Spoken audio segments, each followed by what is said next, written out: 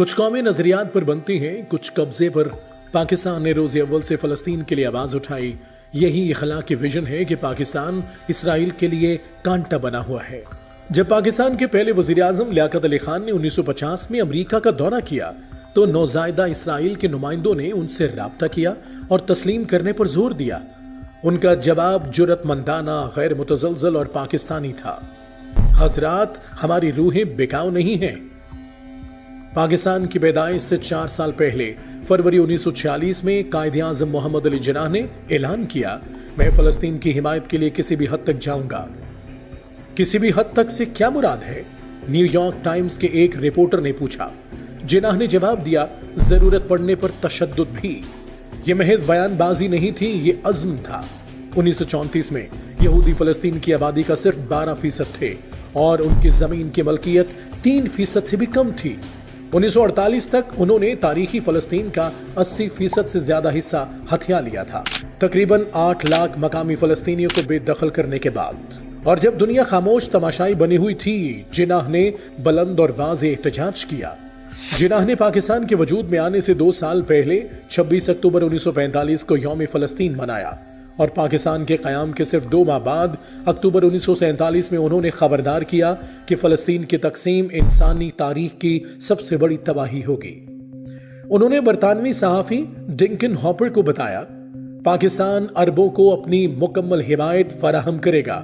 जिन्नाह ने सिर्फ बयानात नहीं दिए, उन्होंने अमली इक़दामात किए। बराह रास्त सदर ट्रूमैन को खत लिखा जिसमें अमरीका की हिमायत याफ्ता फलस्तीन की तकसीम के मंसूबे की मजम्मत की। 1967 की अरब इसराइल जंग में पाकिस्तान का अज़्म अमली सूरत इख्तियार कर गया। उर्दन के लिए परवाज करते हुए PAF के पायलट सैफुल आजम ने एक ही परवाज में 2 इसराइली तैयारे मार गिराए, एक मिराज 3C और एक वाटोर। आज तक इसराइली पायलट उनका नाम याद रखते हैं। पाकिस्तान एयरफोर्स ने शाम से मिस्र तक कई अरब इसराइली जंगों में खामोश लेकिन मोहलक किरदार अदा किया है।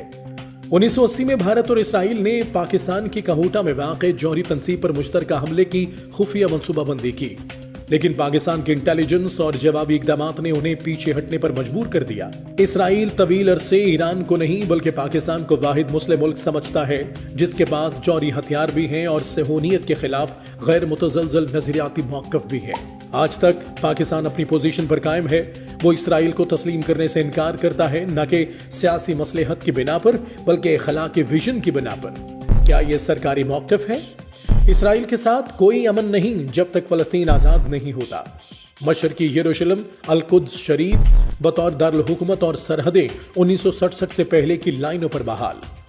अब देखें, इसराइल को न सिर्फ पाकिस्तान की फौज का खौफ है बल्कि इसकी इखलाकी रीढ़ की हड्डी का भी, क्योंकि ऐसी दुनिया में जहां खामोशी खरीदी और बेची जाती है, पाकिस्तान अब भी फलस्तीन के लिए बोलता है और यही हमेशा इसराइल की सबसे बड़ी चुभन रहेगी। और 2025 में जब इसराइल बॉम्ब ईरानी शहरों पर गिरे, पाकिस्तान एक बार फिर आगे बढ़ा, हथियारों से नहीं बल्कि असूलों पर मबनी सफारतकारी के साथ।